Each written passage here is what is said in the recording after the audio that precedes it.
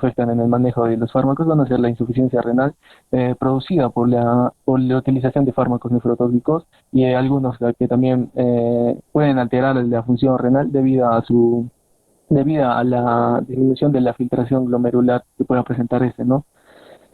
También otra patología, una patología frecuente en cuanto a la utilización de fármacos en un paciente nefrópata va a ser el síndrome nefrótico. En situaciones es necesario ajustar la posología de la mayoría de los medicamentos, tanto para lograr el efecto deseado como para evitar la nefrotoxicidad. Entonces sí, en situaciones como estas vamos a necesitar un reajuste de todos los medicamentos, ¿no? Para evitar que se pueda seguir alterando la función renal. A ver, siguiente, por favor.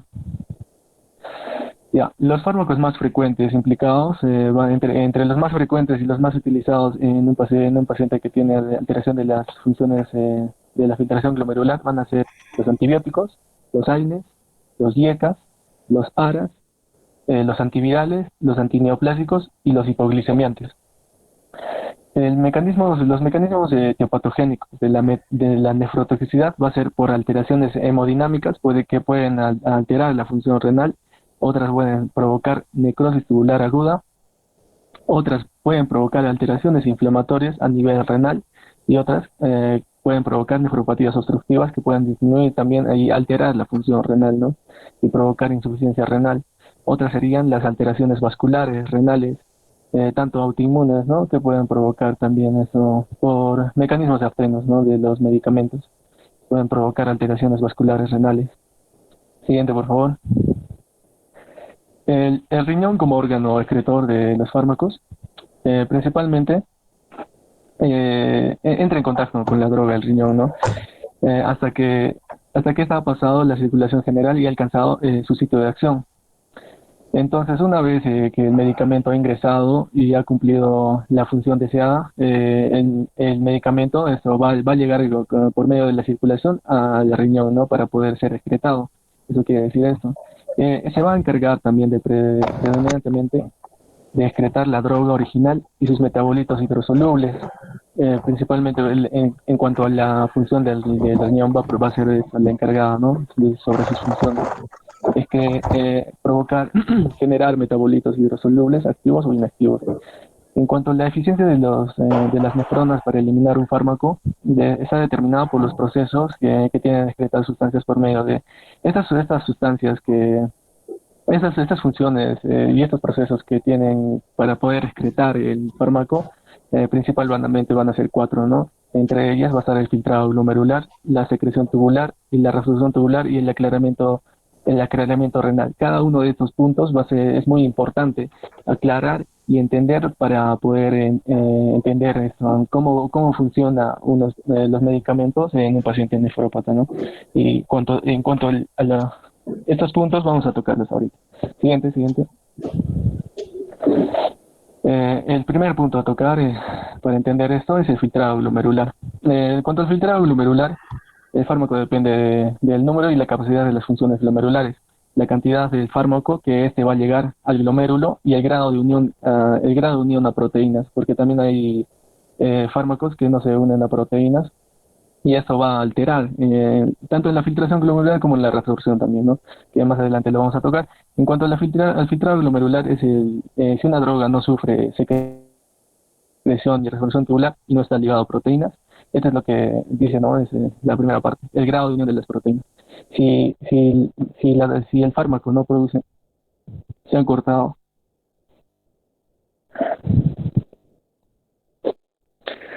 Un momento, por favor, doctor, le botó el sistema a mi compañera.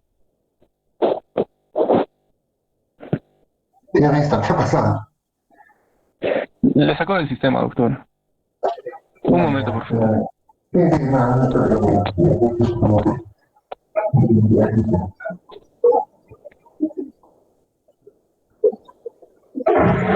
Ya, doctor.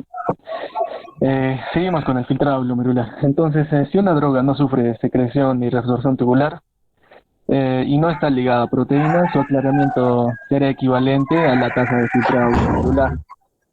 Eso quiere decir que llega al glomérulo y va a ser excretado totalmente, ¿no? Si no tiene si no está ligado a proteínas. Si la droga no secreta ni se reabsorbe, pero está ligada a proteínas, el aclaramiento renal de la droga total será menor a la tasa de filtrado glomerular. En cuanto a la secreción, viene a ser otro proceso importante para entender. Es un proceso activo que ocurre en el túbulo proximal, tanto en las situaciones endógenas como para los fármacos, ¿no? Un medicamento tiene que sufrir siempre uno de esos cuatro procesos, ¿no? Tanto puede ser filtrado glomerular o la secreción tubular. En la secreción tubular, el fármaco se encuentra en la secreción plasmática. Si el fármaco se encuentra unido a las proteínas plasmáticas, su penetración hacia la célula tubular va a determinar su constante de afinidad a las proteínas y su transportador tubular, ¿no? Entonces, si encontramos una alteración de la secreción tubular, el fármaco va a estar alterado y va a provocar también como que una alteración a nivel de la filtración glomerular y de la función misma renal, ¿no? Entonces estos procesos son muy importantes. Siguiente, por favor. Siguiente. Vamos a hablar ahora sobre la reabsorción tubular, ¿no? En la reabsorción tubular vamos a hablar que es un proceso pasivo. Es otro proceso que va también eso, va a actuar mucho en el fármaco, ¿no? Pero es diferente, porque hay fármacos que de diferente acción, ¿no? Es un proceso pasivo que depende de las gradientes de concentraciones y de las características físico-químicas y de la liposolubilidad y el grado de ionización. Eso quiere decir que si hay el grado de ionización depende del pH, ¿no? Entonces tenemos depende del pH. El fármaco, si el pH está bajo, va a ser un ácido débil y esto va a tener poca ionización. Entonces va a depender mucho del fármaco eso. Depende del pH en la resolución tubular. Si tenemos que está bajamente ionizado gracias al pH, va a ser un ácido débil, lo que va a aumentar la reabsorción y va a disminuir la excreción renal del mismo fármaco. Entonces, es otro proceso muy importante para entender en la utilización de los fármacos en pacientes nefrópatas, ¿no? Que pueden provocar nefrotoxicidad. Y otro punto importante es el aclaramiento de la creatinina. Esto quiere decir que la suma de filtración glomerular más su secreción tubular. Las características que modifican el aclaramiento renal de los fármacos son múltiples, ¿no? El aclaramiento va a variar dependiendo de la edad, dependiendo de la masa muscular y el tejido adiposo, dependiendo del flujo renal que el paciente pueda tener, el número de nefronas funcionales, los niveles de albúmina, la capacidad de acidificar la orina, el pH sanguíneo y la presencia de enfermedades concomitantes y la proteinuria. Va a alterar el aclaramiento renal. Siguiente. La vida media de los fármacos. La vida media de los fármacos principalmente se va a eliminar por opinión, ¿no? Es inversamente proporcional al filtrado glomerular. Porque esto quiere decir que los fármacos tienen eso, para ser bien excretados y excretados en su totalidad, tiene que tener una alta filtración glomerular. Entonces, tiene que ser inversamente proporcional la vida media de los fármacos. Por ello, todo enfermo renal es sometido a este tipo de fármacos. Pues lo primero que hay que hacer es valorar la función renal del paciente al utilizarle estos medicamentos, ¿no? Entonces, el método más exacto para medir la capacidad de la filtración glomerular es la creatinina plasmática y el aclaramiento de creatinina, que acá tenemos sus valores normales, ¿no? Está entre 0,8 y el otro está entre 120 y 170. Entonces acá también tenemos estas tasas de filtrado glomerular dependiendo del estadio de un paciente con alteraciones renales, ¿no? Ahí el grado más afectado sería el grado a partir del grado 3, ¿no? Donde ya hay una disminución grave del filtrado glomerular. Siguiente, por favor. La metodología para detectar la dosis de los medicamentos en un paciente con insuficiencia renal, ¿no?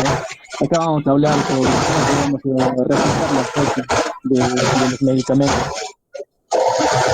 Entonces, acá vamos a vamos a hacer la corrección de la dosis y cuáles son los puntos a tocar dependiendo, ¿no? Del paciente. Entonces, lo principal que vamos a hacer para corregir la dosis va a ser la tasa de filtrado glomerular. Y para hallar la tasa de filtrado glomerular tenemos diferentes métodos y algunas más exactas, pero la más usada es la Clark-Gall, ¿no? La Crocop-Gal nos va a ayudar a determinar el estado de creatinina y vamos a ver también su tasa de filtrado glomerular. Otro sería el MDR, que viene a ser, son eso, son fórmulas más complicadas, pero más exactas acerca de la tasa de filtrado glomerular, ¿no? Esta va a dividirla dependiendo de las razas también. Es lo que ayuda a determinar mejor la tasa de filtrado glomerular gracias a las tasas y es un mejor estudio, ¿no? Más siguiente, hay también otros estudios más que vamos a tocar. Entre ellas está el CK, el CKD-EPI, que acá las divide diferente, ¿no? Es más exacta el CKD-EPI. Las divide en etnias negras, en etnias blancas, y eso es bien hacer una fórmula más exacta, ¿no? Siguiente. Entonces, lo principal que mencionamos antes es determinar la tasa de filtrado glomerular dependiendo de cada uno de ellos, utilizando cualquiera de estas formas para medir, ¿no? Pues también podemos utilizar la forma clásica que viene a ser la de Crocop-Gauss, ¿no? Entonces ya, siguiendo, esto es el uso de los medicamentos en pacientes nefrópatas. En la práctica principal, el parámetro farmacocinético a tener en cuenta es la alteración de la excreción renal de los fármacos. Ese es lo principal. Y porque si no podemos secretar el fármaco va a provocar alteraciones, ¿no? El resto de ellos tenemos que entender también cómo se absorbe cómo se distribuye el fármaco y la absorción, la distribución y la farmacocinética del fármaco, eso no solo tiene importancia teórica, sino también nos va a ayudar también en el uso de los pacientes con nefropatía, ¿no? Entonces, la excreción renal es la vía más importante de la eliminación de la mayoría de los fármacos y sus metabolitos. La depuración de la orina de un fármaco desciende de la función directa de la reducción del filtrado glomerular. Siguiente. El uso de medicamentos en pacientes. Ya. Hay sistemas simples mediante los cuales se puede predecir los compartimentos de los fármacos en los pacientes con insuficiencia renal, sea cual sea el grado de su afectación, ¿no? Entonces, si en la insuficiencia renal hay concentraciones plasmáticas más elevadas del fármaco que en los sujetos normales a las dosis similares, siendo particularmente importante en aquellas situaciones en la relación directa de las concentraciones de los efectos adversos que pueda provocar dependiendo de la insuficiencia renal, ¿no? Entonces, si hay insuficiencia renal y el metabolito sigue en las concentraciones altas en el paciente, vamos a entender que se va a prolongar la vida media de los fármacos, ¿no? Entonces, ante la posibilidad de la acumulación de estos metabolitos y del fármaco y las concentraciones altas y la prolongación de la vida media del fármaco, vamos a tener que sí o sí realizar un ajuste del medicamento. Dependiendo de qué medicamento es diferente el ajuste. Y también tenemos que hacer tenemos que monitorizar los niveles plasmáticos de este, ¿no? Es muy importante. Entonces se ha utilizado esto para utilizar medicamentos nefrotóxicos en estos pacientes con alteraciones renales. Se va a tocar diferentes puntos y acá es la prescripción y dosificación en enfermos renales, ¿no? Entonces acá se tocan muchos puntos para prescribir medicamentos en los pacientes, en los enfermos renales, ¿no? Que solamente se usarán los fármacos en pacientes con insuficiencia renal cuando haya una indicación precisa y correcta. Eso viene a ser una regla muy importante. Se deberá usar solamente las pautas de tratamiento que están estudiadas, procurando usar cuya dosificación y los efectos secundarios que se conozcan. Entonces tenemos que saber los efectos secundarios del medicamento y las dosis exactas, ¿no? Y determinar exactamente las pautas por las que vamos a utilizar este medicamento en el enfermo renal, ¿no? Entonces también se tiene que valorar otro punto es que se tiene que valorar la selección de otros fármacos, aquellos que no tienen eliminación renal. Eso quiere decir que se puede eliminar por otras vías y tenemos que valorar también eso. Entonces, si podemos prescribir, si el medicamento se puede eliminar por otras vías, esto se va a tocar más adelante, ¿no? Sería muy bueno en los pacientes con enfermos renales. En casos de usar el fármaco, otro punto es en casos de usar el fármaco que se elimine por el riñón, tenemos que tenemos que reajustar la dosis, ¿no? En su función de su tasa de filtrado glomerular. Este es otro punto muy importante que se va a ir tocando más adelante en todos los medicamentos, ¿no? Hacer el reajuste dependiendo de su tasa de filtrado glomerular. Otro punto para prescribir medicamentos en pacientes nefrópatas viene a ser que se tienen que revisar periódicamente las dosis, si es posible, en los niveles plasmáticos, ¿no? Y sobre todo cuando haya hipoalbuminemia y anemias graves en el paciente. Es un seguimiento periódico, ¿no?, de las dosis. Entonces, otro punto importante tiene que ser la administración de los fármacos en los pacientes con insuficiencia renal. Exige el cuidadoso control clínico de los efectos secundarios y la hipersensibilidad de la respuesta del paciente. Estas precauciones se deben extremar en niños y ancianos. Esto quiere decir que debemos conocer también conocer los efectos secundarios de cada medicamento que vamos a administrar en nuestros pacientes, ¿no?, ya que se va a alargar la vida media y por lo tanto también los efectos secundarios y la hipersensibilidad en nuestros pacientes. Otro punto viene a ser que se debe intentar prescindir la medida de lo posible de los medicamentos con márgenes terapéuticos estrechos. Siguiente, por favor.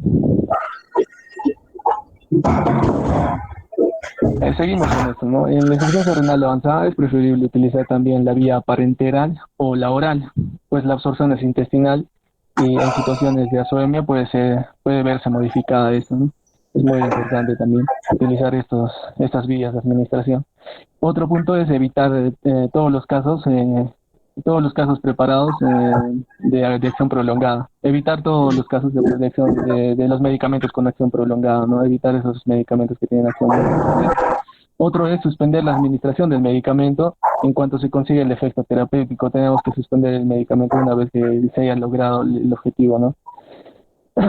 Otro punto es controlar la función hepática, ya que esta se va a encontrar alterada también y obligará a reducir aún más la dosis. También otro punto es especial, es tener cuidado especial en la asociación de los medicamentos, pues muchos de ellos pueden reforzar el efecto tóxico de algunos medicamentos. Tenemos que tener conocimiento de cada medicamento que vamos a administrar en estos enfermos renales, ¿no? Y también otro punto es evitar en lo posible los fármacos directamente nefrotóxicos. También tenemos que evitar que cause retención de líquidos en el organismo. Entre ellos, los medicamentos que pueden provocar retención de líquidos en el organismo está el Carbonex, la Lona y la Indometacina. El problema de que los fármacos pueden provocar eso, una retención de líquidos, es que se va a incrementar el grado de uremia, ¿no? Y eso también lo puede provocar las tetraciclinas en general y también la doxiciclina. Siguiente, por favor. El uso de medicamentos en pacientes nefrópatas, ¿no? Vamos a tener reglas para hacer un ajuste de las dosis. Entonces, para realizar esto, el reajuste de la dosis en estos pacientes, vamos a tener en cuenta tres puntos, de los cuales sería aumentar los intervalos entre las tomas sin modificar la dosis. Se aumentan los intervalos de dosis. Los intervalos del medicamento, los intervalos de las tomas, pero sin modificar las dosis tienen que ser las mismas, ¿no? Otro punto para realizar un reajuste es reducir las dosis sin modificar el ritmo de administración. Ese también es otro punto. Y otro punto sería la dosificación mediante nomogramas, ¿no? Los nomogramas vienen a ser, estas dosificaciones mediante nomogramas no son tablas estadísticas que nos pueden indicar también, nos pueden ayudar en el reajuste de los medicamentos. Matemáticamente podemos sacar una curva, ¿no? Una curva también que nos puede ayudar. Si pues estamos logrando el objetivo deseado con el medicamento a administrar, o estamos provocando más nefrotoxicidad y efectos adversos en el paciente. Entonces, si nos podemos ayudar con nomogramas, es muy importante también en cuanto al ajuste de las dosis, ¿no? Estos métodos se pueden emplear tanto en los tratamientos por vía oral como aquellos que se pueden administrar por vía parenteral. Siendo más precisos, la última, ¿no?, que vendría a ser la vía parenteral. En cuanto al aumento de los intervalos de dosificación, vamos a tener una fórmula. Estos enfermos normalmente tenemos que hacer un intervalo de las dosis, ¿no? Suele ser igual o menor a la vida media del fármaco. por eso tenemos que entender la vigilancia. Una vez terminada la vida media del fármaco, esto va a depender de los intervalos en los que le vamos a volver a dar el medicamento. Para hacer un reajuste de esto, vamos a tener en los pacientes nefrópatas, entonces tenemos que tener una fórmula que viene a ser el intervalo que vamos a hacer, el intervalo resistente viene a ser el intervalo habitual por el claves de creatinina normal sobre el claves de creatinina del paciente. Vamos a tener, si esta fórmula tenemos que utilizarla para poder ¿no? tener el intervalo de dosificación, pero vamos a tener otras situaciones en las que el medicamento se va a eliminar por otras vías. Si el medicamento se elimina por otras vías, vamos a tener otra fórmula modificada, ¿no? En cuanto a la fracción en esta fórmula modificada solo se va a tomar en cuenta la fracción que se va a eliminar por el riñón. Y el fármaco, si se elimina por otras vías, se va a tener una respuesta más siguiente, la fórmula reajustada. Siguiente. Acá tenemos la fórmula, ¿no? Que está reajustada. Este viene a tomar solo en cuenta la parte del fármaco que va a ser eliminada por vía renal. Si es eliminada por otras vías, no, si es eliminada por otras vías, se va a tomar en cuenta. Entonces acá tenemos un reajuste, ¿no? Vamos a tener una función X, que esa viene a representar la fracción del fármaco que se va a eliminar por el riñón. Entonces solo se toma en cuenta, en este caso, la fracción de eliminación por el riñón, ¿no? Es una fórmula más reajustada, pero muy parecida. El intervalo habitual sobre la función del clares de creatinina sobre el clares de creatinina normal. Todo esto menos 1 y todo esto más 1 otra vez, ¿no? Por 1. Ya, siguiente. La reducción de la dosis. La reducción de la dosis se aconseja, se emplea en aquellos pacientes en los que deseemos mantener las concentraciones plasmáticas relativamente constantes del fármaco, ¿no? Y tienen una semivida corta. Acá vamos a ver un reajuste, una reducción de la dosis, ¿no? En cuanto, por ejemplo, esto, vamos a tener esta reducción de la dosis, vamos a tener más que todo en cuenta en los antibióticos, tanto como la gentamicina y los antiarrítmicos, ¿no? Más que todo en la gentamicina porque viene a ser un medicamento nefrotóxico. Entonces acá vamos a tener las dosis de reducción, una fórmula también para determinar la dosis de reducción en estos pacientes, en estos enfermos renales, ¿no? Vamos a tener que la dosis de reducción viene a ser la dosis habitual por el clares de creatinina sobre el clares de creatinina normal. Siguiente. Otro punto a tocar es el uso de medicamentos en nefrópatas, ¿no? Entonces acá tenemos los tipos y efectos adversos de las drogas sobre la función renal y sus prototipos. Entonces tenemos que tener el conocimiento sobre los efectos secundarios de cada medicamento que vamos a tener, ¿no? Los efectos adversos de cada droga. Vamos a tener en los puntos a tocar los conocimientos que debemos tener de cada fármaco sobre los efectos adversos, viene a ser, o sea, los efectos adversos que puede provocar artificialmente, hemodinámicamente, glomerularmente, intersticialmente, y los efectos adversos que puede provocar en el sistema colector, ¿no? Acá tenemos un cuadro en el que puede dependiendo, ¿no? De qué efecto puede provocar en su mayoría, dependiendo de cada medicamento, porque cada medicamento es diferente, ¿no? Tenemos que tener conocimiento sobre los efectos adversos y si vamos a utilizar medicamentos en pacientes nefrópatas, ¿no? Siguiente. Ya. El incremento artificial de la creatinina y la uremia puede ocurrir y llevar a un diagnóstico erróneo en los efectos adversos sobre el riñón. Tenemos que tomar en cuenta eso. Otro punto es la disminución de la perfusión y de los efectos hemodinámicos, ¿no? La perfusión renal puede verse dificultada por numerosas drogas. Algunas drogas pueden producir hipotensión, pueden disminuir el llenado cardíaco, disminuir la perfusión renal. Otros efectos pueden producir azoemia prerenal y en algunos casos extremos puede provocar insuficiencia renal aguda. Entonces tenemos que tomar en cuenta esto, ¿no? La disminución de la perfusión renal sobre sus efectos hemodinámicos que puede provocar el medicamento. En cuanto a la injuria renal, las drogas pueden afectar los glomérulos. Hay drogas que pueden afectar diferentemente a los glomérulos, ¿no? Estos vienen a ser los nefrotóxicos, ¿no? Su mecanismo íntimo no se conoce bien y puede causar glomerulonefritis. El efecto tóxico puede incluir no solamente disminuciones de la tasa de filtrado glomerular, sino también puede provocar alteraciones hemodinámicamente, ¿no?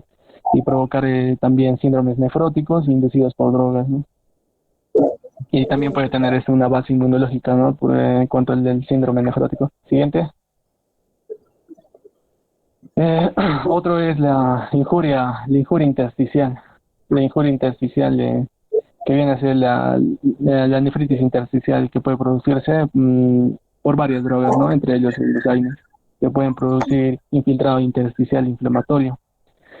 Otros vienen a ser los daños, muchos medicamentos pueden provocar también daños a los sistemas colectores que tenemos que tomar en cuenta. Que los minerales pueden precipitar el sistema colector urinario de algunas drogas. También pueden cristalizar y sirven como nidos para formar cálculos. El riesgo de este efecto es grande cuando el flujo urinario es bajo y cuando la droga tiene altas concentraciones en la orina, ¿no? Otro efecto adverso que podemos tener son los efectos en el túbulo renal, ¿no? Entonces, los efectos de las drogas sobre la función tubular renal pueden llevar a desequilibrios hidroelectrolíticos principalmente. Siguiente. Vamos a entrar ahora sobre la dosificación y el uso de antibióticos en los pacientes con enfermos renales, ¿no? Entonces, entre los antibióticos vamos a tener principalmente la amoxicilina. La amoxicilina tiene un espectro de actividad antibacteriana superior a la penicilina. Un punto a tocar muy importante viene a ser la farmacocinética de la amoxicilina, ¿no? Que esta vamos a ver que se va a absorber gastrointestinalmente y puede ocasionar puede ocasionar unos mayores niveles del antibiótico en sangre y menores efectos gastrointestinales que la ampicilina. El 75% aproximadamente de la dosis secretada por la orina, sin cambios mediante la excreción tubular y filtración glomerular, también es más lenta en los pacientes con insuficiencia renal que requieren el reajuste de la dosis, ¿no?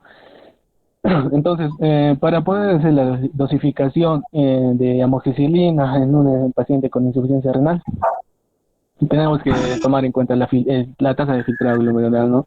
Y tenemos que evitar las tabletas de liberación inmediata,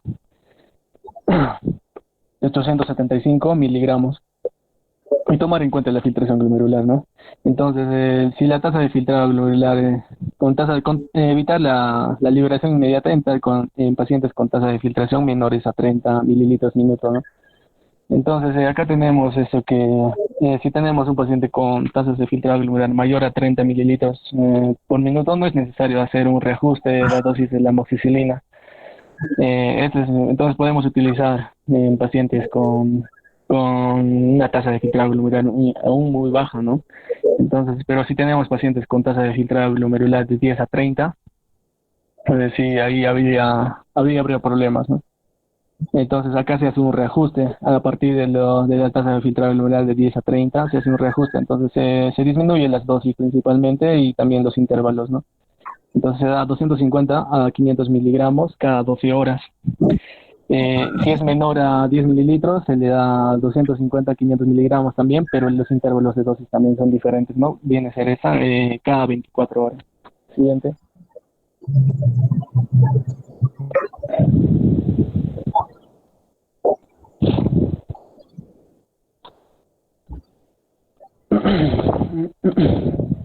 Ampicilina. Ampicilina viene a ser un antibiótico penicilínico semisintético de amplio espectro y activo por vía oral. Se usa en el tratamiento de la cistitis y también para otros, ¿no? El antibiótico de penicilínico semisintético de amplio espectro y activo por vía oral, aunque es más activo que las penicilinas naturales, no es estable frente a las beta-lactamasas producidas por las bacterias gram positivas. Es una introducción sobre la ampicilina, ¿no? En cuanto a ese antibiótico, vamos a tener que, si vamos a utilizar en un paciente con insuficiencia renal, vamos a utilizarlo normalmente en un paciente con un clearance de creatinina mayor a 50 mililitros minuto, ¿no? Administrarlo, administrarlo cada 6 horas. Si tenemos que el paciente tiene un clearance de creatinina de 10 a 50 mililitros minuto, se debe administrar en los intervalos de dosis diferentes, ¿no? Se debe administrar de 6 a 12 horas. Si es menor a 10 mililitros minuto, se debe administrar cada de 12 a 24 horas. Ahí ya tenemos un reajuste, ¿no?, de los intervalos de dosis.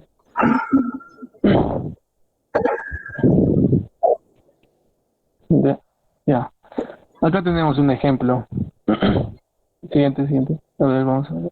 Ya, es un paciente varón de 70 años, de raza negra, que pesa 70 kilogramos, con una creatinina sérica de 3.5 miligramos de cilitro, que requiere administración de amoxicilina para el manejo, ¿no? Y requiere corrección, ya que este paciente es un enfermo renal, ¿no? ¿Cuál sería la dosis en este caso? Acá lo principal es esto: si tenemos la edad, tenemos el peso, tenemos la creatinina, entonces podemos podemos sacar el clearance de creatinina, ¿no? En este caso, el clearance de creatinina de este paciente en este ejemplo sale 19.44. Estaría entre los intervalos de 10 a 30. El clearance de creatinina es entre los intervalos de 10 a 30 mililitros minuto. Entonces, lo que corresponde a este paciente es hacer tenemos que modificar el reajuste de la dosis, ¿no? No podemos darle dosis normales. Entonces lo que se debe hacer en este paciente es reajustar de 200 a 500 miligramos cada 12 horas. Siguiente. Otros antibióticos a tocar vienen a ser las cefalosporinas, ¿no? Las cefalosporinas son antibióticos beta-lactámicos derivados semisintéticos de la cefalosporina C. Su mecanismo de acción a tocar es principalmente que interfieren en la síntesis de los componentes de la pared celular bacteriana, ¿no? Interfieren en sus enzimas y ahí es su efecto principal, y así puede eliminar a las bacterias. Ya, en cuanto a la farmacocinética, que lo que nos interesa es de que esta se va a administrar por vía intramuscular, va a tener una administración por vía intravenosa también. También se puede administrar por vía oral. Entre ellos, la administración por vía oral es el cefaclor y el cefadroxilo, ¿no?, dentro de las cefalosporinas. Su eliminación, que viene a ser otro punto muy importante, viene a ser la excreción por vía renal, principalmente la secreción tubular. Si tenemos que este medicamento se elimina principalmente por secreción tubular, eso va a provocar nefrotoxicidad, ¿no?, el efecto tóxico que puede provocar en las células renales, ya que a nivel mitocondrial pueden producir metabolitos intracelulares altamente reactivos que pueden provocar radicales que pueden liberar oxígeno, ¿no? Esa liberación de oxígeno puede provocar muerte celular. Siguiente. Entonces acá también vamos a hacer un reajuste, pero lo que puede provocar al usar cefalosporinas en un enfermo renal puede ser necrosis tubular, nefritis intersticial, que vienen a ser una de las presentaciones más comunes si utilizamos cefalosporinas en estos pacientes, ¿no? Entonces también tenemos que ver las dosis de las cefalosporinas. Tenemos que tener en cuenta las dosis, ¿no? Y tenemos que utilizar las cefalosporinas menos tóxicas en estos pacientes enfermos renales. También tenemos que utilizar las dosis altas si utilizamos dosis altas de cefalotine, han originado necrosis tubular. En algunos casos, ¿no?, han ocasionado nefrotoxicidad en algunos pacientes con nefropatía preexistente. El uso concomitante con aminoglucósidos y diuréticos de asa, si hacemos una combinación de estos, puede provocar peores daños, ¿no?, en un paciente enfermo renal. Puede provocar más daños a nivel renal. Siguiente. Tenemos que tomar en cuenta todos estos puntos mencionados para la administración antes de administrar cefalosporinas en un paciente enfermo renal, ¿no? Acá tenemos diferentes cefalosporinas, ¿no? Tanto como la cefalosina, la ceftriaxona, tenemos sus mecanismos de acciones ya mencionados. Eh, lo principal es, su mecanismo de acción es inhiben, ¿no? Van a actuar a nivel de la pared celular. Entonces, lo que nos importa acá es la farmacocinética de cada uno de estos medicamentos, ¿no? De las cefalosporinas. Entonces, la farmacocinética aproximadamente esa cefalosina, en el caso de la cefalosina, esta va a ser unida a las proteínas plasmáticas, va a ser unida a la proteína del plasma. Entonces, esto es muy importante también a entender. No se metaboliza en el hígado y es excretado en su mayoría por la orina. Eso quiere decir que vamos a tener más concentraciones de ese medicamento a nivel renal, ¿no? Entonces tenemos que tener en cuenta eso. También la administración por vía parenteral no puede, la administración por vía parenteral es muy buena, ya que ese medicamento no se va a poder absorber por vía digestiva, ¿no? Aproximadamente, en el caso de la ceftriaxona también se va a eliminar, es igual en el caso de la cefalosolina, no se va a eliminar se va a eliminar a través de la orina. Y principalmente vamos a tener eso, que altas concentraciones, ¿no? Y se va a ver afectada la filtración glomerular. Entonces, lo que tenemos que hacer en el caso de que si queremos utilizar cefalosporina, tanto como la ceftriaxona o como la cefasolina, tenemos que hacer una corrección de las dosis en estos pacientes nefrópatas, ¿no? La dosis viene de 1 a 2 gramos cada 24 horas. En pacientes con insuficiencia renal y hepática concurrentes, las dosis máximas que podemos utilizar no pueden superar los 2 gramos, ¿no? Más adelante vamos a ver los niveles y las correcciones de las cefalosporinas siguientes. Ya. Acá tenemos un cuadro sobre la dosis de las cefalosporinas parenterales para hacer su reajuste, ¿no? Aquí hay cuadros de cada medicamento, si hay cuadros estadísticos en los que podemos utilizar, dependiendo de su filtrado glomerular, podemos hacer una corrección al medicamento a usar. En el caso de la cefalosporina, entre los más usados es que viene a ser la cefalosina y la ceftriaxona. Vamos a tener que si tenemos un paciente con tasa de filtrado glomerular mayor a 50, vamos a utilizar dosis de 1 a 2 gramos, ¿no? Pero lo normal era de 1 a 2 gramos cada 24. En el caso del paciente con mayor a 50, con filtrado glomerular mayor a 50, es 1 a 2 gramos cada 8 horas. El otro, en casos de que vaya disminuyendo ese, es con el paciente que tiene menor filtrado glomerular de 10 a 50, se disminuye mucho más la dosis, sería de 0.5 a 1 gramo máximo cada 12 horas. Y si el paciente tiene un filtrado glomerular menor a 10, se utiliza 0.5 a 1 gramo cada 24 horas, que ya viene a ser el intervalo aumenta, ¿no? Cada 24, ya va aumentando los intervalos de dosis, los intervalos de administración del medicamento. En el caso de la ceftriaxona, como es un medicamento que se va a eliminar por vía renal y tiene una farmacocinética que concentra, vamos a tener que ese medicamento se concentra mayormente a nivel renal por la filtración glomerular. Vamos a tener en cuenta que en el caso de ceftriaxona solo se va a utilizar en pacientes que tengan un filtrado glomerular mayor a 50. Si es menor a 50, ya no se va a poder utilizar en caso de la ceftriaxona porque viene a ser muy nefrotóxico. Entonces, la ceftriaxona es igual que la cefalosina, ¿no? Solo que el intervalo de dosis aumenta de 2 a 24 horas y se utiliza de 1 a 2 gramos. Siguiente. Ya.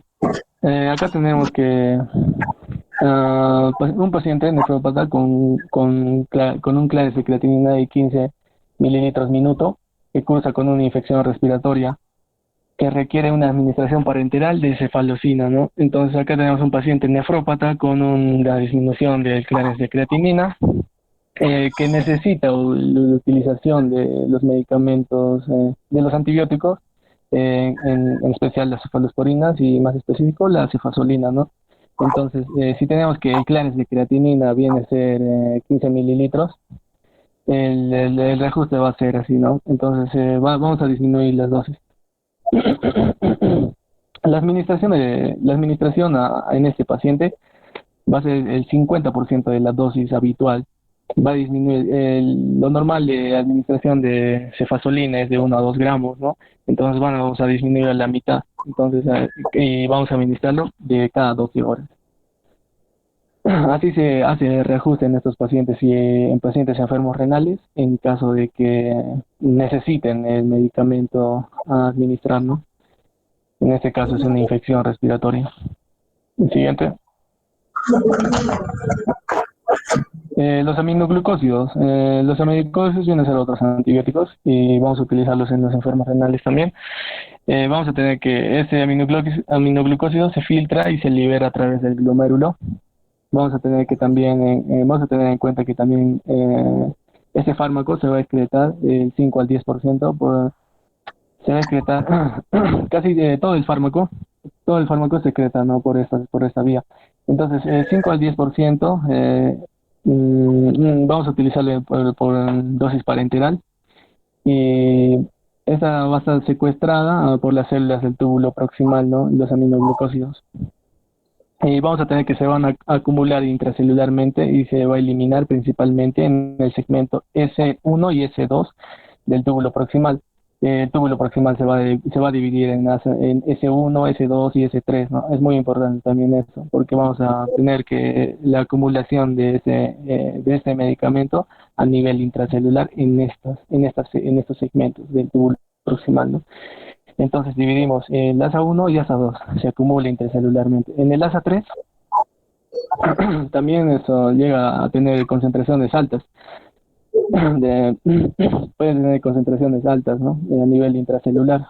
Y lo que puede provocar isquemia a este nivel, ¿no? En la S3 del túbulo proximal. Siguiente. Ya, el transporte renal de los aminoglucósidos.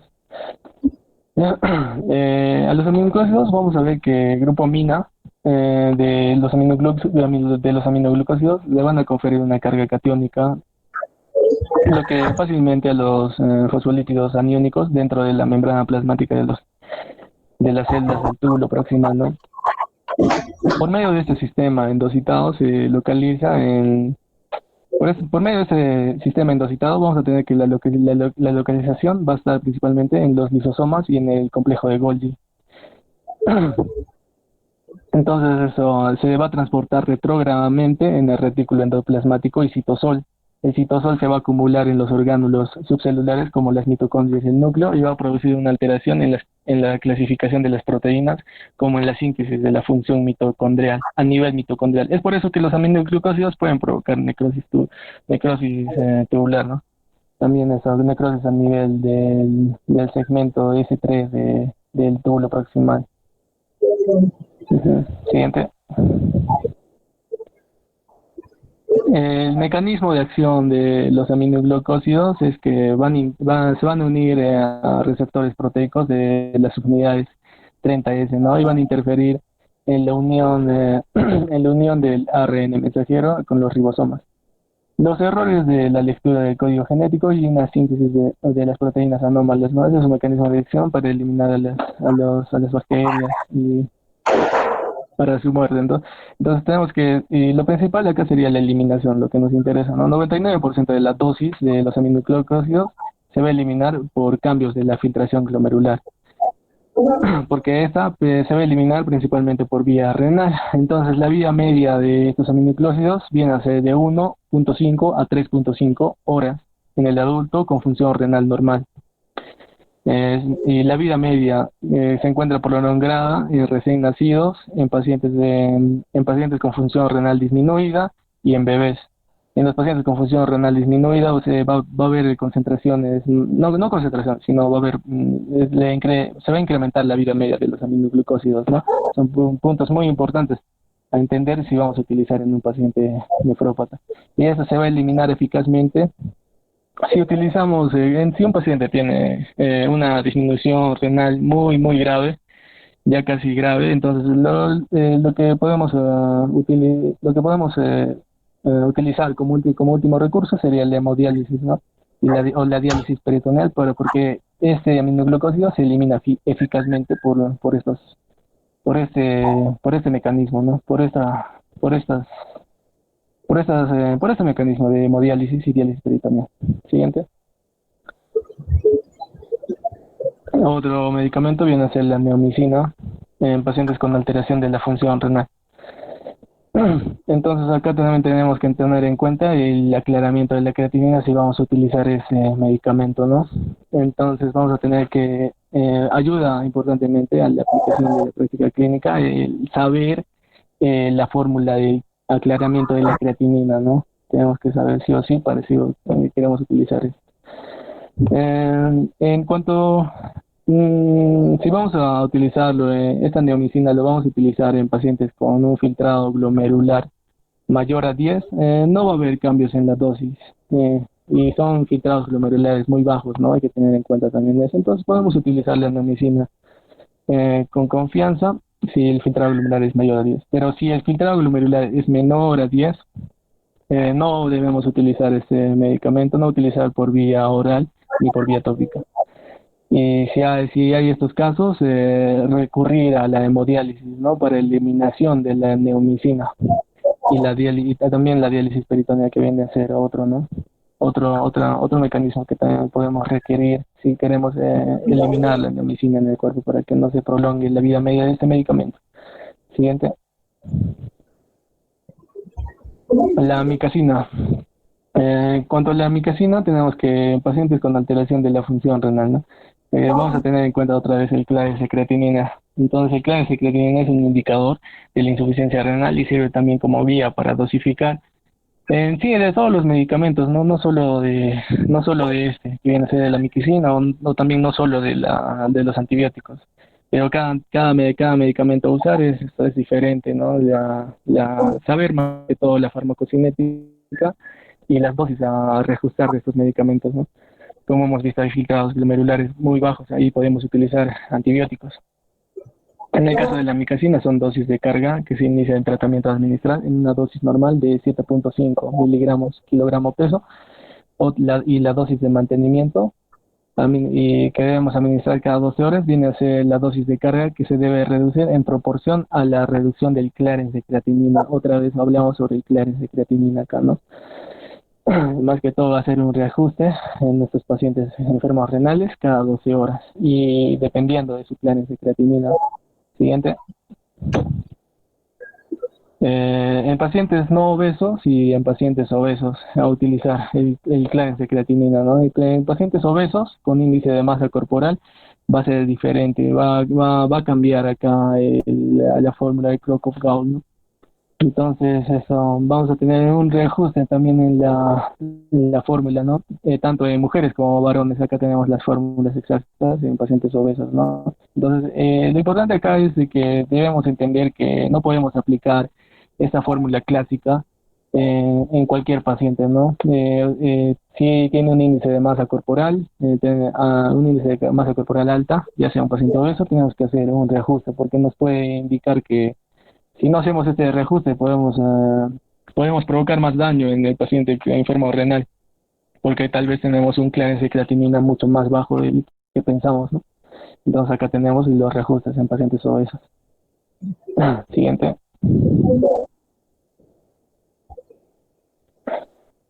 Acá tenemos un ejemplo. Este es un paciente nefrópata, varón, de 58 años, con 70 kilogramos de peso de Clarence de creatinina, con un Clarence de creatinina de 20 mililitros que cursa con una infección urinaria, ¿no? Tenemos que utilizar, y va a requerir amicacina justamente. Entonces, en este ejemplo tenemos que, ¿cómo se debe recibir su tratamiento del paciente? Lo que vamos a hacer, aquí ya tenemos Clarence de creatinina, podemos averiguar sobre su tasa de filtrado glomerular. Acá utilizamos las dosis, ¿no? Entonces acá la fórmula, hacemos las dosis de mantenimiento cada 12 horas. La fórmula a utilizar acá es el Clarence de creatinina observada por la dosis de carga calculada sobre el Clarence de creatinina normal, ¿no? Para hacer un reajuste de la dosis. Lo que acá nos sale es de que el medicamento a utilizar es de 119 miligramos cada 12 horas, ¿no? Ujú. Siguiente.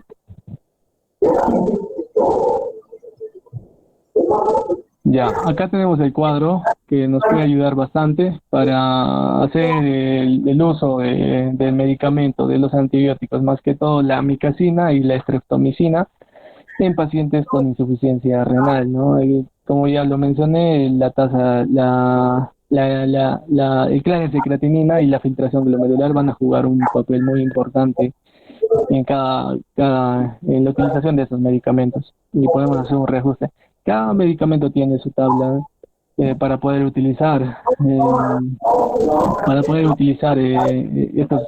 para hacer un reajuste de estos medicamentos, ¿no? Dependiendo de su tasa de filtrado glomerular. En el caso de la amicacina, es de que si el paciente tiene un clínico de creatinina mayor a 50-90, una filtración glomerular mayor de 50-90, viene a ser esto de 7.5 miligramos por kilogramo de peso cada 24 horas. Y así va disminuyendo, se disminuye el 50% de la dosis si el paciente tiene una tasa de filtrado glomerular menor a este, ¿no? Que vendría a ser de 10 a 50. Entonces se disminuye al 50% de la dosis habitual. Acá en este caso sería de 7.5 miligramos, de 30 a 50 cada 24 horas de la misma dosis, ¿no? Y si tiene una tasa de filtrado glomerular menor a 10, es de 7.5 miligramos cada 72 horas, ¿no? Entonces acá también los intervalos de administración del medicamento son muy importantes. En el caso de la estreptomicina también es igual. Entonces se administra, ¿no? Si de 50 a 90 utilizamos 15 miligramos kilogramo peso cada 24 horas. Y si el paciente tiene de 10 a 50, 15 miligramos. Acá no, es las mismas dosis, ¿no? Es lo que menciona este cuadro. También si tenemos una tasa de filtrado glomerular menor a 10, es de 15 miligramos kilogramo peso cada 72 horas a 96 horas, ¿no? Se incrementan principalmente la dosis, los intervalos de administración del medicamento. Siguiente. Ya.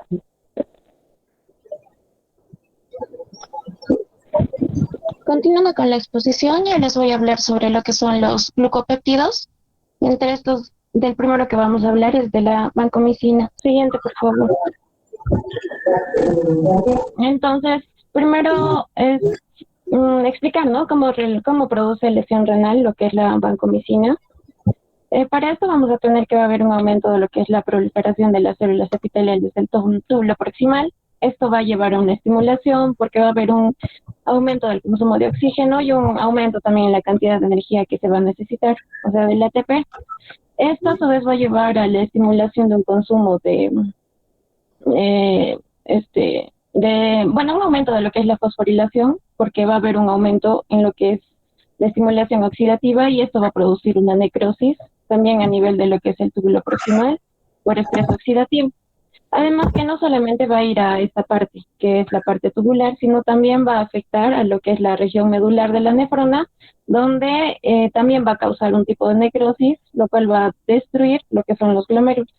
Entonces, la nefrotoxicidad por vancomicina en monoterapia con dosis y regímenes habituales según patógeno y su localización de la infección es poco frecuente y generalmente reversible, pero siempre se tiene que seguir los lineamientos correctos, ya que si nosotros vamos a dosificar más cantidad de vancomicina, podemos hacer que esta nefrotoxicidad pueda aumentar y pueda ser más letal para el riñón.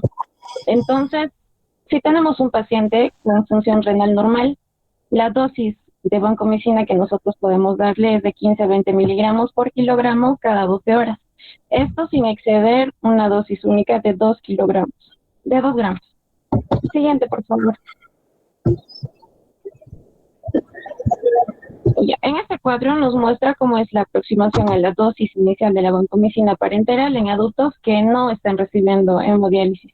Como ya les había explicado anteriormente, cuando nosotros utilizamos fármacos en pacientes nefrópatas, tenemos que tener muy claro cuál es su aclaramiento de creatinina, ya que de este va a depender cuál es la dosis que nosotros le vamos a dar y que va a causar menos efectos nefrotóxicos en nuestro paciente.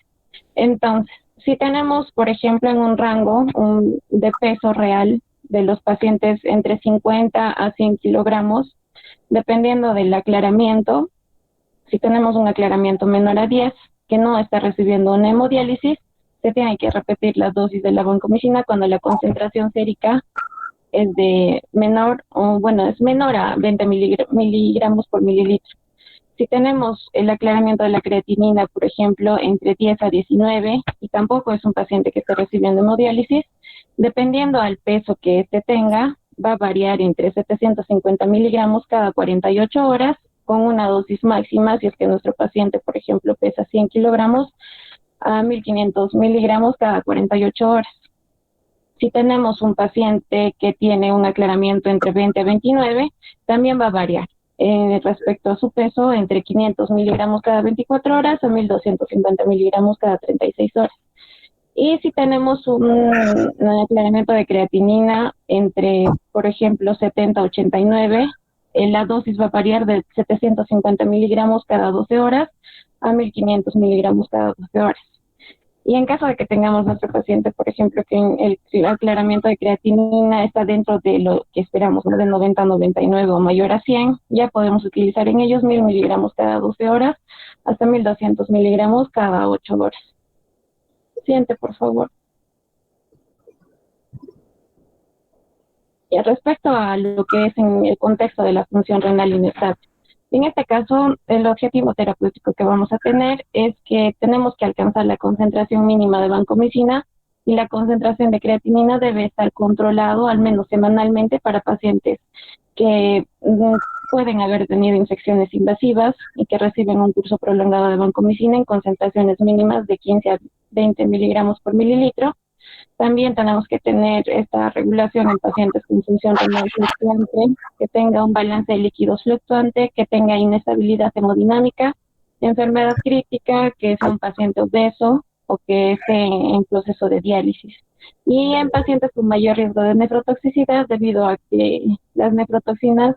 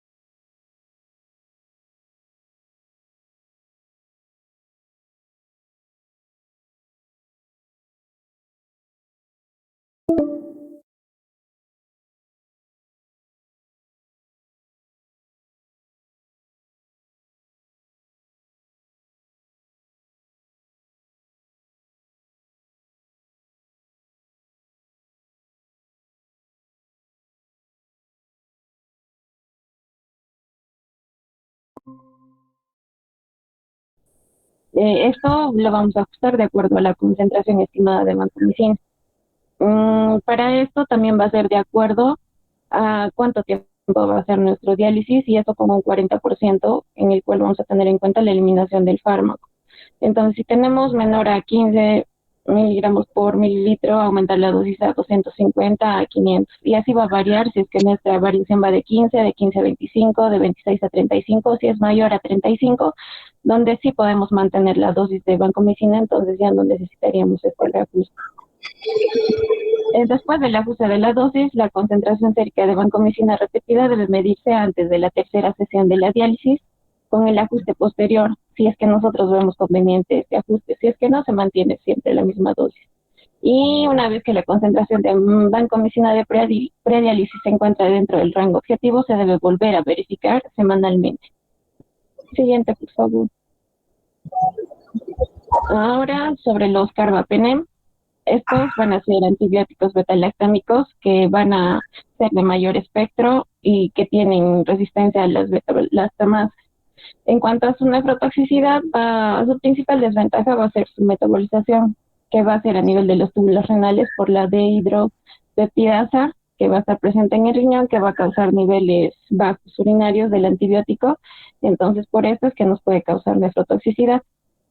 Por eso es que hay una combinación de lo que es, por ejemplo, el imipenem y la cilastatina, ya que la cilastatina va a prevenir este proceso, esta nefrotoxicidad que presenta el fármaco y va a impedir que el fármaco ingrese a las células tubulares, entonces no se va a dar esta metabolización por lo que es la dihidropeptidasa, con lo cual vamos a conseguir que los niveles urinarios no puedan estar bajos y entonces cause menos nefrotoxicidad. Siguiente, por favor. En los pacientes con aclaramiento de creatinina menor a 90 mililitros por minuto, se va a requerir una reducción de la dosis que va a depender al aclaramiento de la creatinina. Entonces, la creatinina sérica vamos a corregirla o calcularla nosotros con lo que es el método de Korokov Kaut, como ya les había explicado anteriormente mi compañero.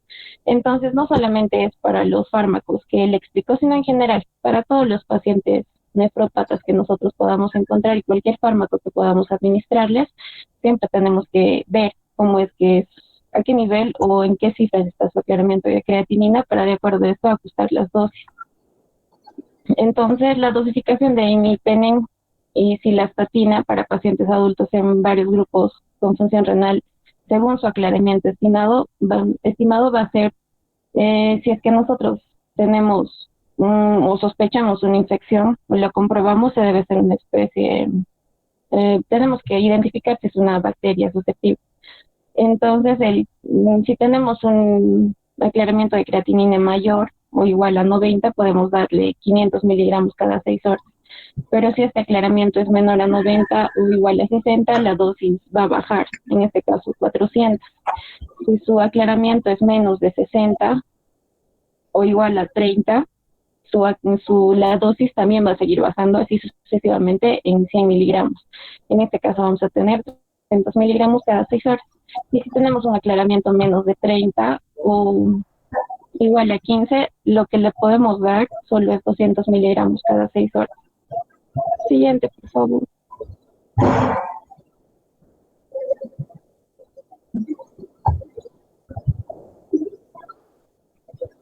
Entonces tenemos que administrar dosis menores iguales a 500 miligramos por infusión intravenosa durante 20 a 30 minutos. Como ya les he mencionado varias veces, este 500 miligramos no va a ser una dosis fija, sino va a variar de acuerdo a el aclaramiento que presenta nuestro paciente. Vamos a administrar dosis mayores a 500 por infusión intravenosa durante 40 a 60 minutos y en pacientes que desarrollan náuseas durante la perfusión, la velocidad tenemos que disminuirla para precisamente evitar este síntoma que puede producir en nuestro paciente. Entonces, el aclaramiento de creatinina menos de 15, que se sometan a hemodiálisis, tenemos que usar las recomendaciones de dosificación para pacientes con aclaramiento de creatinina de menos de 30, o sea, 200 miligramos cada. Voy a decir quién, porque realmente no sé quién está. Cuéntame, no me cortes. Por favor. Y respecto al meropenem, en este caso también las dosis se deben de reducir en pacientes con aclaramiento de creatinina inferior a 51 mililitros por minuto, y este también va a depender. La dosificación, cuando nosotros tenemos un clearance de creatinina mayor a 51, la dosis recomendada es de 500.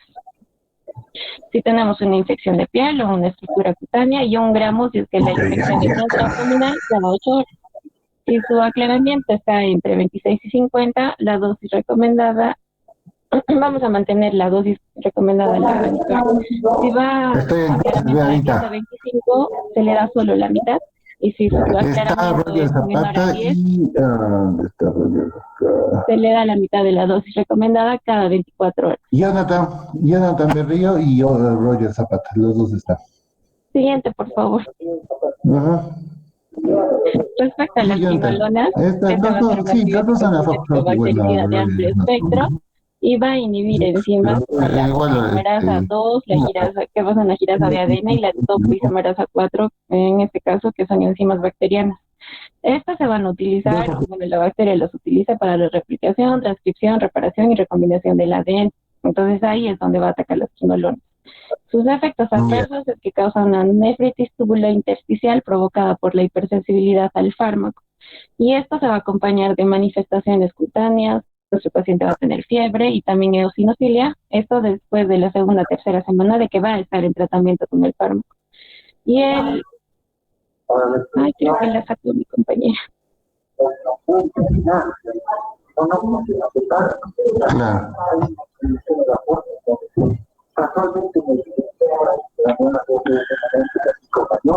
Ya.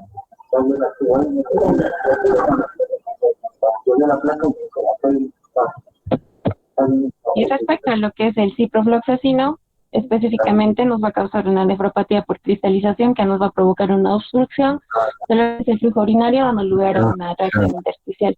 Siguiente, por favor. Entonces, la dosis que nosotros tenemos que tener respecto a las fluoroquinolonas, en especial al cipro y al levofloxacino, que son los que más utilizamos, va a ser de 500 a 750 miligramos, y eso también va a variar de acuerdo al grado de muñeco. Ayer la Entonces, el idea. ciclo va a ser la primera fluoroquinola de segunda generación, el cual vamos a usar cuando tenemos el ataque de bacterias gram negativas, incluida Pseudomonas aeruginosa, que tiene actividad moderada contra gram positivos y prácticamente nula frente a anaerobios. Entonces, lo evitamos en este caso. Vamos a pasar el número de Jonathan Y el de... levofloxacino, que va a cubrir todo lo que son gram positivos, pero es menos potente que el cipro contra gram negativos, Pseudomonas aeruginosa y cierto tipo de enterobacterias. Siguiente, por favor. Entonces, los ajustes de dosis de acuerdo con la depuración de la creatinina va a depender también. Si tenemos un aclaramiento de creatinina mayor a 50, usamos la dosis habitual. Si es de 30 a 50, vamos a disminuir a 250 o 500 cada dos.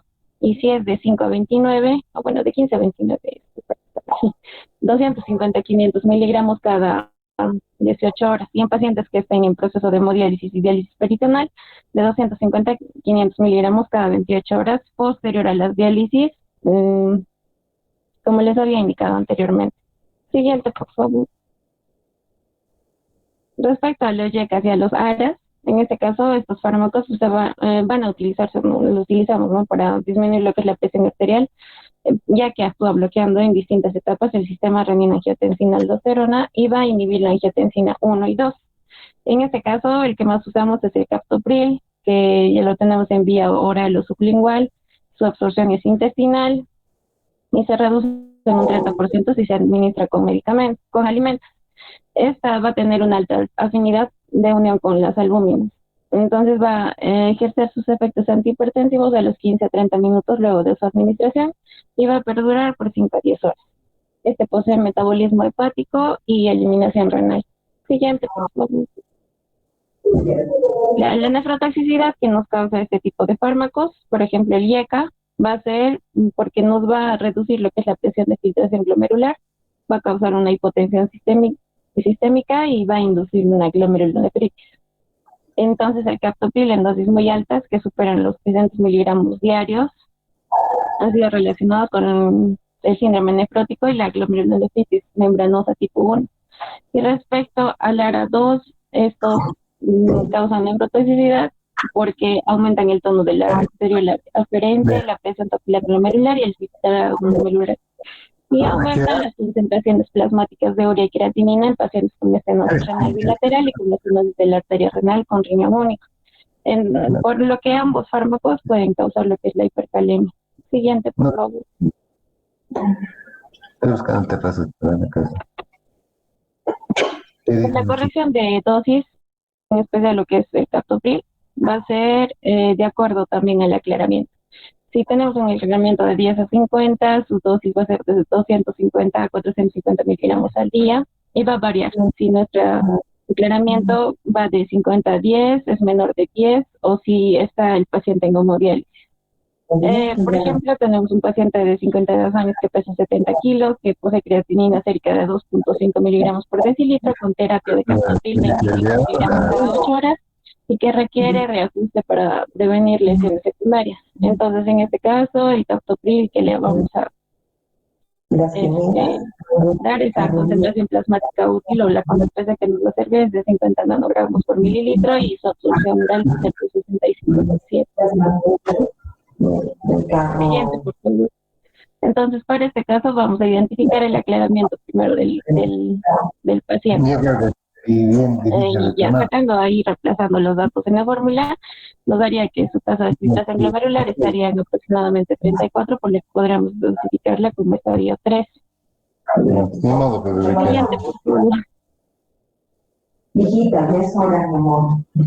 Ya, entonces tendríamos que hacer un reajuste del intervalo en lugar de dar el fármaco, en lo que son 10.5 horas, y esto equivaldría a una dosis corregida de 65 miligramos. Siguiente, por favor. Respecto al...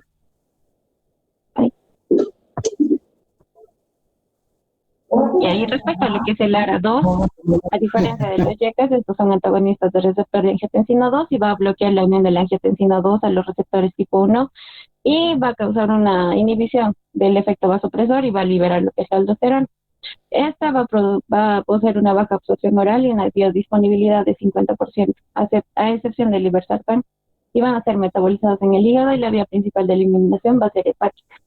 Entonces, debido a su alta concentración a las proteínas, más del 90%, son poco dializables, por lo cual no se requiere suplementación postdialítica. Siguiente, por favor. Entonces, como tienen eliminación hepática, no va a requerir una corrección. Solo en pacientes que tengan una filtración glomerular menor a dosis, entonces ahí sí la dosis se tiene que corregir. Si tenemos, por ejemplo, el losartán, su dosis a un filtrado glomerular normal es de 25 a 100 miligramos por día, y este va a variar de acuerdo al aclaramiento. Entonces, si es de 100 a 50, va a darse un 100%. Si es de 50 a 10, también un 100. Y si es menor a 10, ahí sí ya variamos a la cuarta parte, que son 25 miligramos por día. Y el pelotazo que tenemos que evitar en este caso. Siguiente, por favor.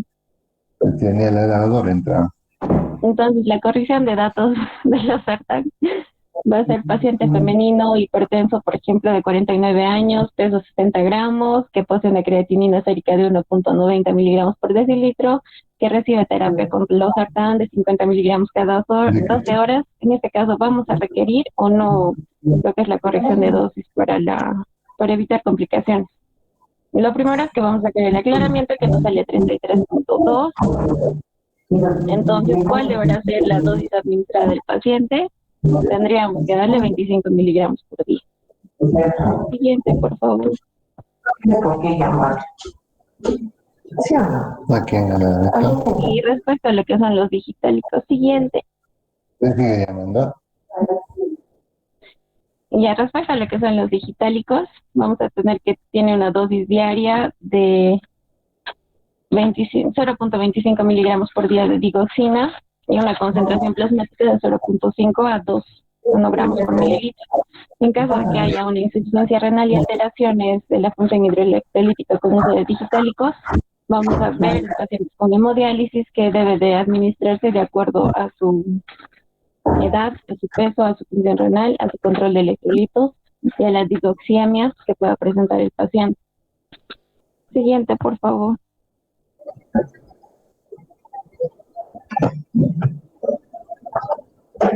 En las causas más frecuentes de toxicidad digitálica van a estar causadas por insuficiencia renal y la hipopotasemia. Y la dosis de glucósido que debe ser ajustada es de acuerdo al aclaramiento renal y al control de los electrolitos. Entonces, si tenemos una hipercalcemia, sin importar cuál sea su etiología, debemos de predisponer a una toxicidad digitálica. Entonces, hay una administración de calcio endovenoso que evita durante el tratamiento de la digoxina, precisamente para evitar esto. Y las guías van a proponer que en ancianos y en pacientes con insuficiencia renal se debe de administrar una dosis de mantenimiento reducida de 125 a 0.0625 miligramos al día y mantener la concentración sérica de digoxina entre 0.6 a 1.2 nanogramos por mililitro, que son las concentraciones más bajas que las recomendadas para evitar la nefrotoxicidad.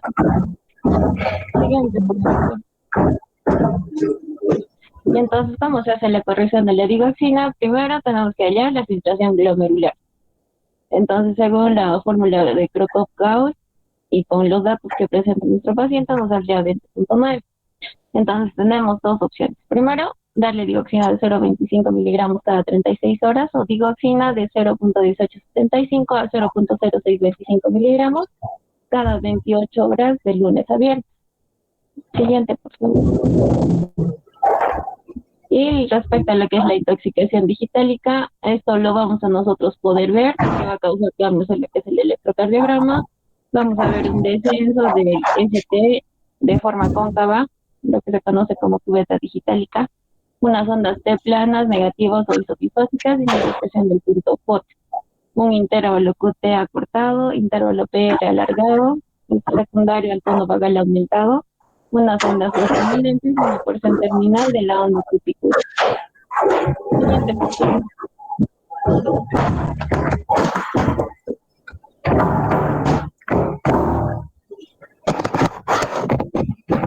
Y respecto a lo que son los fármacos antineoplásicos de pacientes nefrópatas, siguiente, por favor. Tenemos los alquilantes, que van a tener una acción citotóxica mediante la formación de enlaces covalentes entre sus grupos alquilo y diversas moléculas nucleófilas. Estos van a bloquear lo que es la replicación del ADN celular y la transcripción del ARN. Entonces, su toxicidad va a ser aguda y va a estar ocasionada en forma de miliosupresión o inmunosupresión, que es lo que causa este tipo de fármacos. Siguiente, por favor.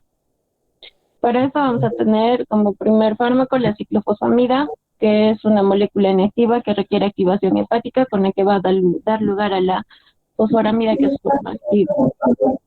Su nefrotoxicidad va a causar mielosupresión, alopecia, náuseas, vómitos, cistitis hemorrágica por la acción de algunos de sus metabolitos, por ejemplo la acroleína. Y su nefroprotección es con una ingesta elevada de líquidos durante 24 a 48 horas, que puede evitar precisamente esta mielosupresión, que es lo principal o el síntoma principal respecto a la nefrotoxicidad. Su ajuste de dosis va a ser de acuerdo también al aclaramiento de la creatinina. Si tenemos un aclaramiento mayor a 50, se le da el 100% del fármaco, o sea, de 1 a 5 miligramos por kilogramo. Pero si este aclaramiento disminuye de 10 a 50, o bueno, todavía permanecemos con esta dosis, y si es menor a 10, ahí sí ya bajamos a lo que es el 75%. Y la ifosfamida, que es análogo a la ciclofosfamida, va a requerirse en dosis más altas para conseguir el mismo efecto antitumoral. Entonces, en este caso, la dosis va a aumentar a 1.2 gramos por metro cuadrado. Y vamos a reajustar esta dosis solo si el aclaramiento es menor a 10. Siguiente, por favor.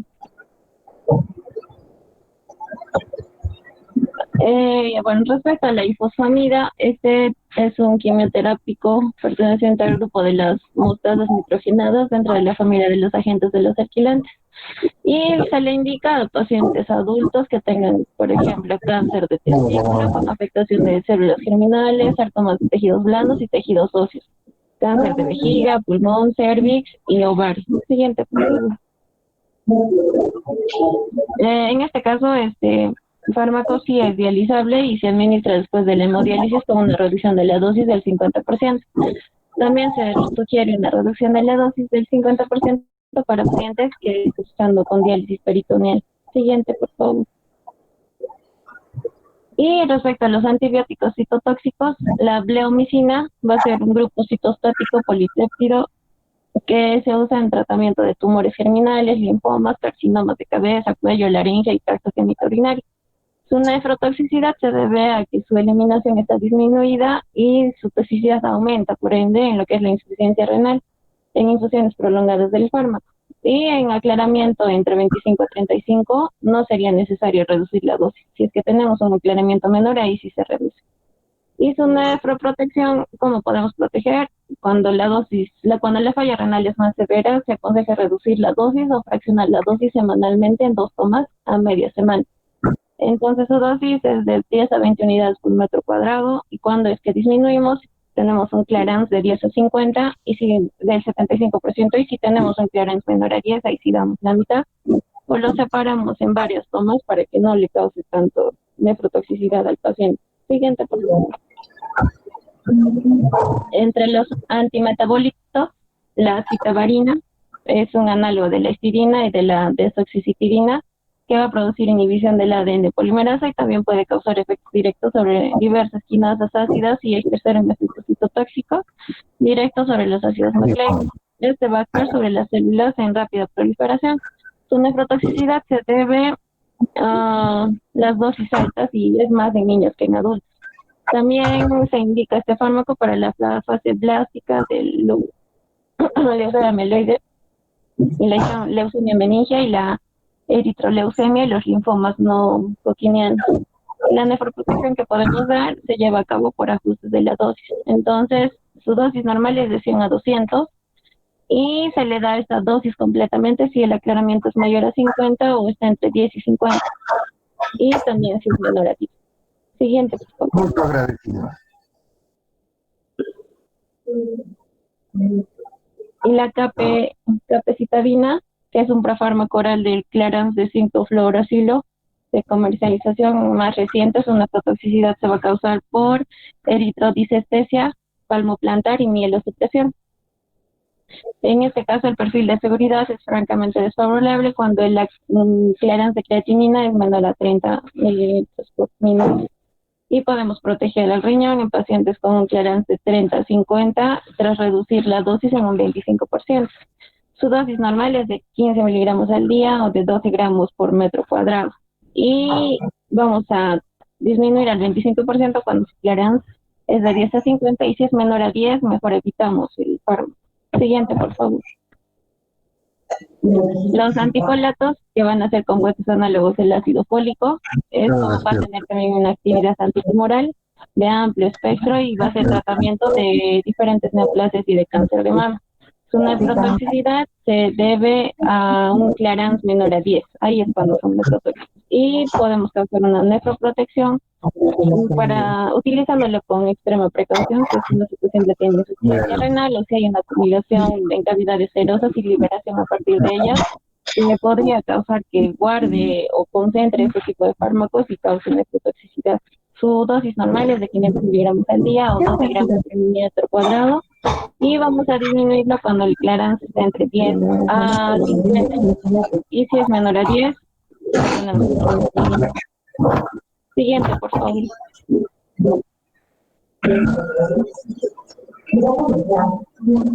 Los derivados del platino, estos van a ser un grupo de fármacos importantes para el tratamiento de cáncer. En este caso tenemos el cisplatino y el carboplatino, que tienen una actividad antitumoral similares, pero que difieren en el perfil toxicológico, el resultado de la alteración de la configuración del ADN y produce errores de la transcripción y la imposibilidad de que las células se preparen para la sustitución. El cisplatino es el antineoplásico más nefrotóxico, ya que causa un incremento de la creatinina y de la urea. Entonces, su dosis también va a ser de acuerdo al clearance. Su dosis normal es de 20 a 50, de 20 a 30, perdón. Y si tenemos un aclaramiento menor a 10 o entre 10 y 50, evitamos el fármaco. Siguiente, por favor.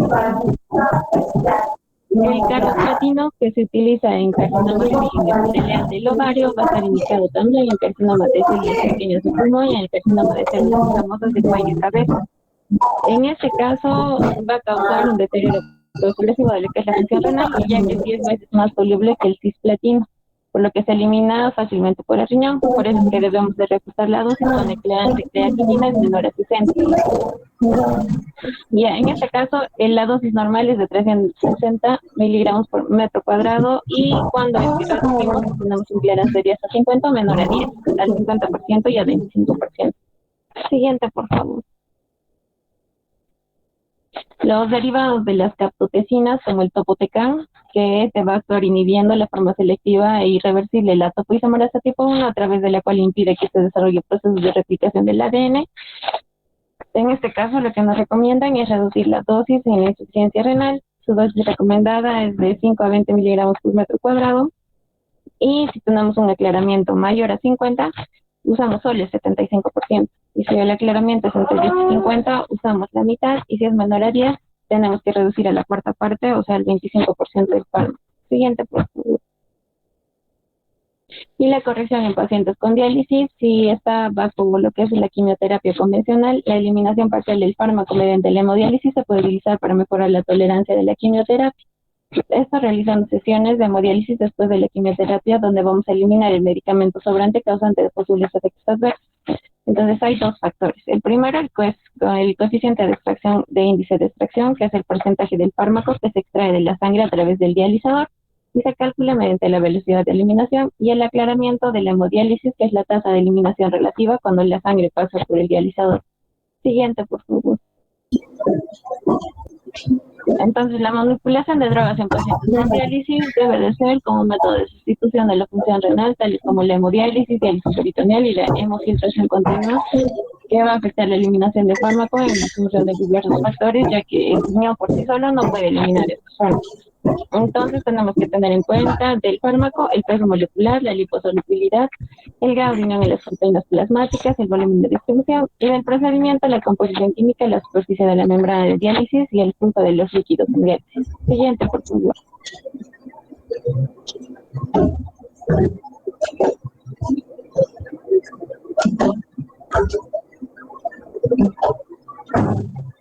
Doctor, como le estaba diciendo, mis compañeros tienen que salir. Ya, madre, que salgan y pónganse de acuerdo a partir de las 5. Ya, acabamos. Ya, pero está Lo que bien. falta y las preguntas. Y le aviso a qué hora se Ya puede. dices uno. Ya. Ya, Ok, gracias. listo. Ya, listo, Carlos. No te preocupes. Ya, doctor, gracias.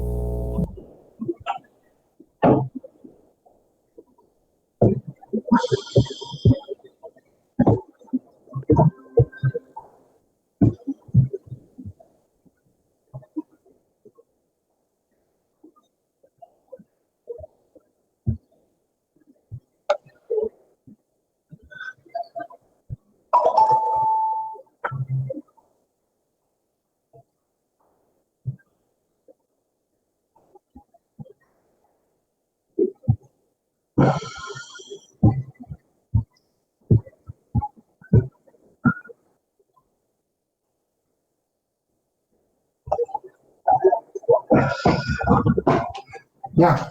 Ya, tomaremos de esa.